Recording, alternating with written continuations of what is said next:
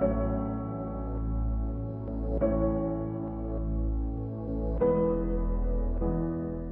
I'm Ollie Bridge. I'm European kite racing champion and also winner of the kite racing grand final in Abu Dhabi, and I'm going to give you the lowdown on kite racing.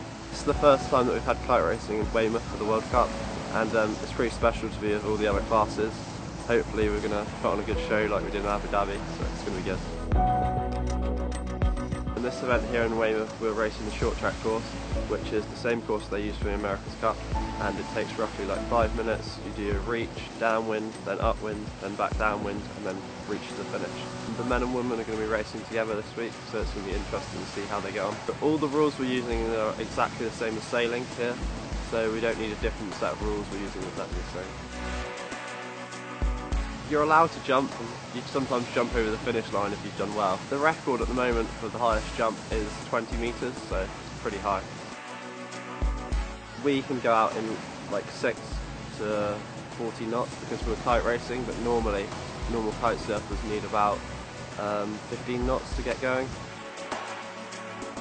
We don't launch our kites in the water, we always launch them on the ground. Normally somebody else helps us by turning the kite over for us. Once they've turned it over, we give them the thumbs up to let go, and from there we just bring it up to the top of the wind window and we can walk into the water safely. Starting a kite race. Somehow it works. There's a lot of kites going everywhere, but everybody knows what they're doing, able to bring their kites in the right positions and not get them tangled, and you just line up on the start line, and then when the green flag goes, you go. So I got into kite surfing when I was like 7. Up till then I was sailing because my mum and dad used to own sailing schools, but after sailing they moved on to kite surfing, and it was sort of like a natural progression for me. As they were doing it all the time, they taught me, and ever since then I've never really looked back. Normally I travel around with my mum. She's also racing this week here in Weymouth.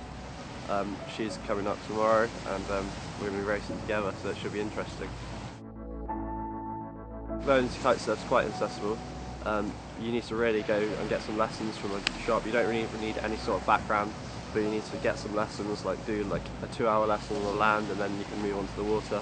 It normally takes like 2 or 3 lessons on the water, so it's probably like 10-15 hours to get the hang of it.